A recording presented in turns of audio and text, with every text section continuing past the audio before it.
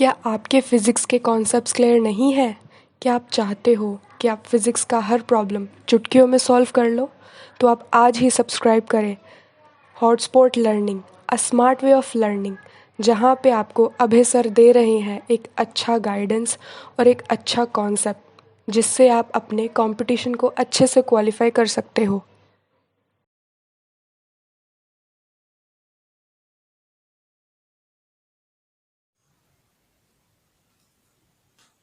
लक्ष्य को हर हाल में पाना है।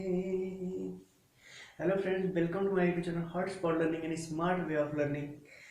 दोस्तों, हम लोगों ने पिछले लेक्चर में पढ़ा था चार्ज और प्रॉपर्टी ऑफ चार्ज के बारे में। आज हम लोग उसी का एप्लीकेशन देखते हैं। तो आइए फ्रेंड्स, आप लोग भी साथ में। पहला प्रॉब्लम हमारा है, there are two neutral body A and B of same mass. Electron transfer from A to B, then क्या होगा? इन तीन ऑप्शन आपको दिया गया है। बॉडी A, बॉडी B, दोनों का मास सेम है इनिशियल कंडीशन में। एक इलेक्ट्रॉन निकला, इलेक्ट्रॉन के पास मास होगा, यहाँ से निकलेगा तो इसका मास एम ए हो जाएगा, जो कि मास यहाँ पर कम हो जाएगा। इसके पास आया, इसमें आया तो इसका मास एम बी हो जाएगा, मास एम बी हो जाएगा और इसका मास बढ़ जाएगा, क्योंकि इलेक्ट्रॉन का मास खुद का मास होता है। इलेक्ट्रॉन के पास जो मास होता है, इलेक्ट्रॉन का मास होता है, आपको पता है 9.1 × 10⁻31 kg। तो इतना इलेक्ट्रॉन इतना मास लेकर निकलेगा, इतना मास लेकर के बॉडी बी में आएगा, तो यहाँ बॉडी बी का मास बॉडी ए से बढ़ जाएगा। तो option number 3 is correct. Okay, simple है। सेकेंड प्रॉब्लम है हमारा, a lady dancer dresses her hair by comb. During combing 500 electron are transferred from hair to comb. Find charge on hair and comb. Hair हमारा ये है, ये हमारा comb हो गया। अब जब यहाँ पे जो डांसर है वो कॉम्बिंग करती है, तो यहाँ से इलेक्ट्रॉन ट्रांसफर होता है हेयर टू कॉम्ब में। कितने इलेक्ट्रॉन? 500 इलेक्ट्रॉन ट्रांसफर होते हैं हेयर से कॉम्ब में। तो आपको पता है इस पे जो नेट चार्ज आ जाएगा वो आएगा +500 ई, इस पे जो चार्ज आएगा -500 ई। ये कैसे आया? आप हमारा नेक्स्ट वीडियो नंबर 2 देखिए, वहां से आपको ये चीज क्लियर हो जाएगा। तो अगर हम देखते हैं हेयर हेयर में जो आपका चार्ज होगा वो होगा +500 ई, इस पे जो चार्ज होगा -500 ई, क्योंकि यहाँ पे इलेक्ट्रॉन का एक्सेस हो जाएगा, यहाँ पे इलेक्ट्रॉन की डिफिशियंसी हो जाएगी। तो यहाँ पे चार्ज Q बराबर हम लिख सकते हैं प्लस माइनस, प्लस आपका हेयर के लिए, माइनस आपका कॉम्ब के लिए, +-500 ई, जिसकी वैल्यू होती है, ई की वैल्यू होती है +-500, ई की वैल्यू होती है 1.6 × 10⁻19। अब आप इसको सॉल्व कर लीजिए और आपका यही चार्ज हो जाएगा आपका हेयर पे और कॉम्ब पे। सिंपल है। नेक्स्ट है हमारा problem, how many electron in 1 coulomb. एक कूलम में कितना इलेक्ट्रॉन होता है? दोस्त, हमको पता है Q बराबर होता है Ne। Q की वैल्यू 1 कूलम दिया है, तो 1 N इंटू ई की वैल्यू 1.6 × 10⁻19 होता है। अब n की वैल्यू अगर निकालेंगे तो 1/1.6 × 10⁻90, और अब इसको सॉल्व करते हैं तो 6.25 × 10⁻18 एन की वैल्यू इतना निकलता है। तो इसका मतलब अगर हम चार्ज देखेंगे, चार्ज क्यू देखेंगे तो क्यू बराबर 6.25 × 10⁻18 इतना इलेक्ट्रॉन। तो दोस्त आप देख सकते हो एक कूलॉम चार्ज में, एक कूलॉम में आपके 6.25 × 10⁻18 इलेक्ट्रॉन होते हैं। आप सोच सकते हो 6 के आगे 18 जीरो, एक कूलॉम में इतना इलेक्ट्रॉन होता है। सोच सकते हो एक कूलॉम, किसी बॉडी के पास एक कूलॉम चार्ज है तो उसके पास इतने इलेक्ट्रॉन होंगे, 6.25 × 10⁻18 ई। और यहाँ पे इतने इलेक्ट्रॉन का मतलब, ई का मतलब है एलिमेंट्री चार्ज होंगे। एलिमेंट्री चार्ज आपके दो होते हैं, प्रोटॉन होते हैं, इलेक्ट्रॉन होते हैं, आपको पता है। तो आप समझ सकते हो। और इसमें जो चार्ज होगा पॉजिटिव चार्ज, नेगेटिव चार्ज, समझ सकते हो।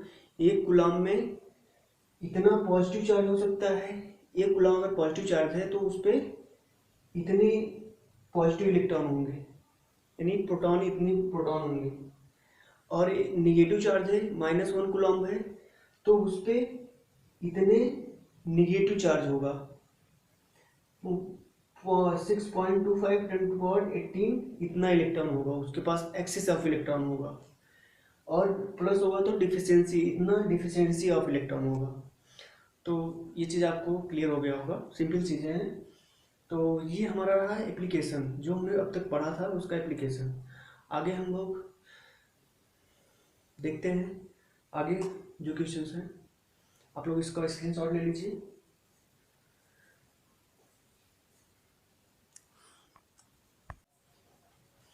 फ्रेंड्स, हमारा नेक्स्ट प्रॉब्लम है, can a body have 0.8 × 10⁻19 Coulomb charge.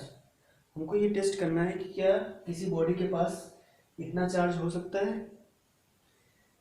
हाँ, इतना चार्ज हो सकता है। आइए हम लोग चेक करते हैं कैसे। हमारे पास सब कुछ है, हम जानते हैं Q बराबर NE होता है। Q बराबर NE होता है, किसी बॉडी में जो चार्ज होता है Q बराबर NE के बराबर होता है। जहाँ पे Q की वैल्यू इतना दिया है तो 0.8 × 10⁻19 coulomb equal to N into 1.6 × 10⁻19। ये हम जानते हैं E की वैल्यू होता है। तो यहाँ से अगर N की वैल्यू देखेंगे तो ये होगा, क्या होगा बेटा, 0.8 × 10⁻19 अपॉन 1.6 × 10⁻19। 10⁻19 कैंसिल, दशमलव दशमलव से कैंसिल, 8 × 16, यानी N की वैल्यू आया 1/2, यानी बॉडी पे जो चार्ज आएगा हाफ ई। क्या किसी बॉडी पे चार्ज हाफ ही हो सकता है? पॉसिबल नहीं है। सबसे मिनिमम जो चार्ज होता है वो एक इलेक्ट्रॉन का होता है। इलेक्ट्रॉन पे जो चार्ज होता है, एलिमेंट्री चार्ज ई होता है, उससे छोटा उसका फ्रैक्शन पार्ट तो होता नहीं है, हाफ ही तो हो नहीं सकता है, सबसे मिनिमम ई होता है। तो उस बॉडी पे ये चार्ज क्या पॉसिबल है? जी हाँ फ्रेंड, बिल्कुल नहीं पॉसिबल है ये। तो ये क्या है, बॉडी पे इतना चार्ज। दोस्तों, हमारा नेक्स्ट प्रॉब्लम है, how much negative charge in 3 gram hydrogen atom. 3 gram hydrogen atom में कितना नेगेटिव चार्ज होगा? तो फ्रेंड्स, आपको पता है एक हाइड्रोजन एटम में कितना इलेक्ट्रॉन होता है? जितना इलेक्ट्रॉन होगा, इलेक्ट्रॉन के पास नेगेटिव चार्ज होता है, उतना क्या होगा, नेगेटिव चार्ज होगा उस पर। तो यहाँ पे एक एटम हाइड्रोजन का लेते हैं, तो हाइड्रोजन के पास एक इलेक्ट्रॉन होता है, हाइड्रोजन के पास एक इलेक्ट्रॉन होता है। तो इसका मतलब कि हाइड्रोजन के पास एक इलेक्ट्रॉन होता है तो एक नेगेटिव चार्ज होता है। एक हाइड्रोजन एटम के पास, एक हाइड्रोजन एटम लेते हैं अगर, तो यहाँ पे हाइड्रोजन के एक एटम के पास, एक एटम जो है, एक एटम है हाइड्रोजन का, एक एटम के पास कितना इलेक्ट्रॉन है? एक इलेक्ट्रॉन है। एक इलेक्ट्रॉन के पास जो आवेश होगा, यानी एक निगेटिव आवेश होगा, वन निगेटिव आवेश होगा, जिसकी वैल्यू होगा, जिससे चार्ज होगा 1.6 नेगेटिव 1.6 -19 कूलम। इतना बातें आपको समझ में आ गया होगा। अब हम चलते हैं, नेक्स्ट चीज देखते हैं। अब एक मोल देखते हैं, एक मोल हाइड्रोजन में कितने एटम्स होते हैं? तो हाँ जी हाँ फ्रेंड्स, आपको पता है एक मोल में जो एटम्स होते हैं वो होते हैं 6.23। गुद्रो नंबर के बराबर एटम होंगे 6.23 023 हुए 10⁻23 एटम। कितने एटम होते हैं एक मोल में? हाइड्रोजन अगर लेंगे तो उसमें इतने एटम्स होंगे। जी हाँ फ्रेंड्स, अगर हम नंबर ऑफ मोल्स निकालते हैं,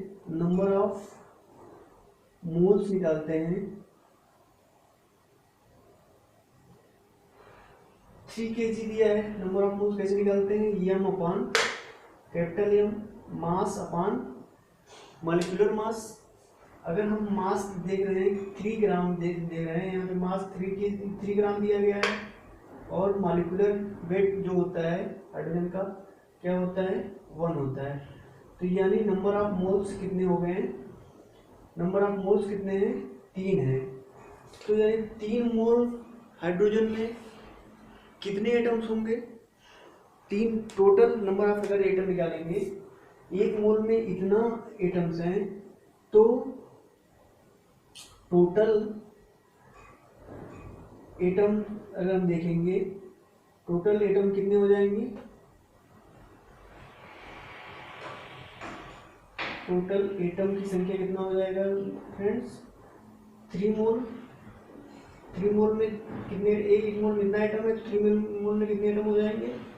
3 इंटू 6.023 पूरे 10⁻23 इतना एटम हो जाएंगे, इतने एटम्स हो जाएंगे। आई थिंक कितनी बातें आपको क्लियर हो गया होगा। तो टोटल नंबर ऑफ एटम निकल गया, तो टोटल नंबर ऑफ एटम निकल गया, तो टोटल नंबर ऑफ इलेक्ट्रॉन निकल जाएगा। टोटल नंबर ऑफ इलेक्ट्रॉन निकल जाएगा। एक एटम के पास एक इलेक्ट्रॉन होता है, तो कितने एटम के पास कितने इलेक्ट्रॉन हो जाएंगे?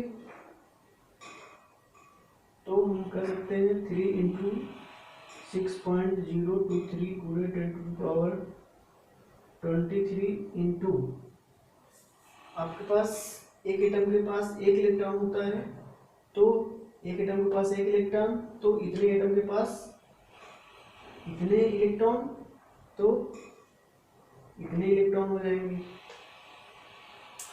अब इतना इलेक्ट्रॉन निकल गया दोस्त, तो टोटल नंबर ऑफ चार्ज देखेंगे, तो टोटल चार्ज जो होगा वो क्या हो जाएगा? टोटल चार्ज दोस्तों, हमारा यहाँ पे टोटल चार्ज जो होगा, वो होगा 3 इंटू 6.023 गुणे 10⁻23 इंटू इलेक्ट्रॉन पे जो चार्ज होता है -1.6 गुणे 10⁻−19। तो ये हमारा इतना कूलम, ये हमारा टोटल चार्ज हो जाएगा 3 ग्राम हाइड्रोजन में। ओके फ्रेंड्स, आप लोग इसका स्क्रीनशॉट ले लीजिए पॉज करके।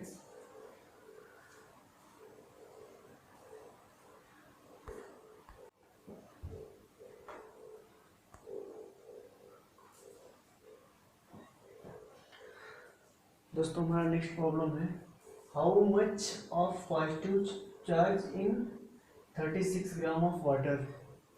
दोस्तों हमारा पिछला जो प्रॉब्लम था, प्रॉब्लम 5 में आप और इसमें एक ही डिफरेंस है, वहाँ पे हाइड्रोजन एटम की बात हो रहा था, यहाँ पे वाटर है। वाटर में बहुत सारे वाटर मॉलिक्यूल्स होते हैं, ठीक है। तो जो वाटर मॉलिक्यूल होता है वो आपको पता है H2O होता है वाटर मॉलिक्यूल। अगर हम यहाँ पे एक बेसिक डिफरेंस आपको समझ में आएगा। बच्चे इसमें ज़्यादा कंफ्यूज रहते हैं कि सर आपने वहाँ पे एटम लिया था, यहाँ पे मॉलिक्यूल ले रहे हो, क्यों ले रहे हो। वहाँ पे बेटा हाइड्रोजन के बारे में बोल रहा है, तो हाइड्रोजन के पास एटम नहीं तो होगा, वहाँ पे हाइड्रोजन मॉलिक्यूल थोड़ी नहीं कर सकते हो। हाइड्रोजन का एक एटम है ना, 36 ग्राम हाइड्रोजन बोला है वहाँ पे। तो हाइड्रोजन एटम में कितना नेगेटिव चार्ज होगा वहाँ पे ये पूछा है लेक्चर प्रॉब्लम 5 में। तो दोस्त इसमें आपको कंफ्यूज नहीं होना है। तो आइए हम यहाँ पे पॉजिटिव चार्ज देखते हैं वाटर में, 36 ग्राम ऑफ वाटर में। सबसे पहले हम देखते हैं कि एक वाटर मॉलिक्यूल में कितना पॉजिटिव चार्ज होता है। तो देखते हैं, अगर हमारा एक वाटर मॉलिक्यूल देखते हैं तो ये हाइड्रोजन, ये ऑक्सीजन। इस ऑक्सीजन के पास अगर हम देखते हैं कितना पॉजिटिव चार्ज है, तो जितना नेगेटिव चार्ज होगा उतना पॉजिटिव चार्ज होगा। इसका एटॉमिक नंबर 8 होता है, तो 8 इलेक्ट्रॉन भी होते हैं। एटॉमिक नंबर आपको एक चीज बता दे रहा हूँ, atomic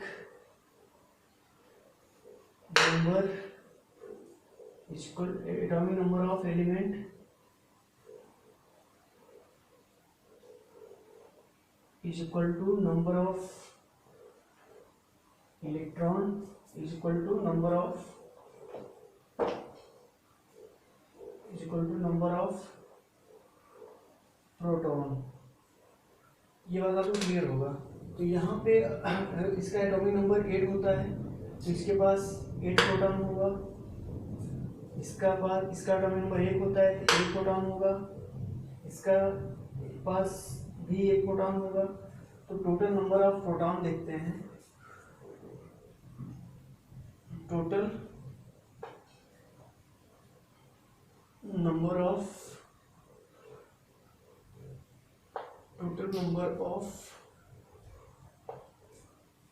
proton in one molecule. एक मॉलिक्यूल में टोटल नंबर ऑफ प्रोटॉन देखते हैं, तो बेटा यहाँ पर होगा 10 प्रोटॉन। 10 प्रोटॉन होगा तो इसको हम लिख सकते हैं, प्रोटॉन पॉजिटिव होता है तो +10 ई की वैल्यू हमको पता है, +10 इंटू 1.6 × 10⁻⁻19 कूलम। इतना इसके पास चार्ज होगा एक मॉलिक्यूल के पास। तो यहाँ हमारा 36 ग्राम है, 36 ग्राम ऑफ वाटर है। तो सबसे पहले देखते हैं कि एक मोल में वाटर में कितना, 1 मोल ऑफ वाटर में एक मोल में कितना मॉलिक्यूल होते हैं। तो हम यहाँ पे जानते हैं 6.023 × 10⁻23 इतना मॉलिक्यूल होंगे, इतने मॉलिक्यूल होते हैं एवोगाड्रो रूल से। एवोगाड्रो नंबर है ये आपका 6.023 × 10⁻23। ये आपका 1 मोल में इतने मॉलिक्यूल होते हैं। अगर यहाँ पे एटम दिया होता तो 1 मोल में इतने एटम होते हैं। जो भी आपको दिया रहेगा, यहाँ पे मॉलिक्यूल की बात हो रही है क्योंकि यहाँ पे वाटर का मॉलिक्यूल है, एटम नहीं है, तो यहाँ पे कंफ्यूज नहीं होना है। तो अगर नंबर ऑफ मोल निकालते हैं तो नंबर ऑफ मोल कैसे निकालते हैं, number of mole equal to small M upon capital M. Small M आपका 36 दिया है, और अगर इसका मॉलिक्यूलर वेट निकालते हैं तो क्या होगा, ये 18 होता है। 8 9 16 17 1 18, और इसको हम डिवाइड करते हैं तो 2, यानी 2 मोल आता है। 2 मोल में आपका कितने नंबर ऑफ मॉलिक्यूल होंगे, तो टोटल नंबर ऑफ मॉलिक्यूल अगर देखा जाए, एक मोल में इतने मॉलिक्यूल हैं, तो 2 मोल में कितने मॉलिक्यूल होंगे, तो 2 × 6.023 × 10⁻23 इतना मॉलिक्यूल। अगर देखा जाए टोटल नंबर ऑफ प्रोटॉन की बात किया जाए तो टोटल नंबर ऑफ प्रोटॉन कितने होंगे बेटा? एक मॉलिक्यूल में कितने प्रोटॉन है? 10 प्रोटॉन। तो इतने मॉलिक्यूल में कितने प्रोटॉन होंगे? तो 2 इंटू 6.023 पूरे 10⁻23 इंटू 10p इतने प्रोटॉन होंगे। तो टोटल नंबर ऑफ, अगर चार्ज की बात किया जाए, टोटल चार्ज की बात किया जाए तो टोटल चार्ज क्या होगा? प्रोटॉन के पास पॉजिटिव चार्ज होता है, तो टोटल चार्ज क्या हो जाएगा? प्लस 2 इंटू 6.023 पूरे 10⁻23 इंटू 10 इंटू 1.6 पूरे 10⁻⁻19 इतना कूलम। तो ये हो गया total positive charge in 36 gram of water. तो दोस्तों आई थिंक आपको सभी प्रॉब्लम अच्छे से समझ में आए होंगे। बेसिक बातें थी, बेसिक चीज़ जो मैंने पढ़ाया था, जो मैंने प्रॉपर्टी बताया था, उसी बेस्ड पे सारे क्वेश्चन थे। चार्ज के जो मैंने चार्ज पढ़ाया था, चार्ज पे ही सारे क्वेश्चन थे, चार्ज और चार्ज की प्रॉपर्टी पे। तो आई थिंक आपको ये सारे प्रॉब्लम अच्छे लेवल के प्रॉब्लम हैं, कंपटीशन में आए हुए प्रॉब्लम्स हैं ये। और दोस्तों अगर किसी भी प्रॉब्लम में कहीं भी दिक्कत हो, कहीं भी प्रॉब्लम हो, तो आप कमेंट सेक्शन में जाकर के कमेंट कीजिए, हम आपके प्रॉब्लम को दूर करेंगे। और वीडियो को ज़्यादा से ज़्यादा शेयर कीजिए, लाइक कीजिए, सब्सक्राइब कीजिए, भाई को सपोर्ट कीजिए। Thank you so much.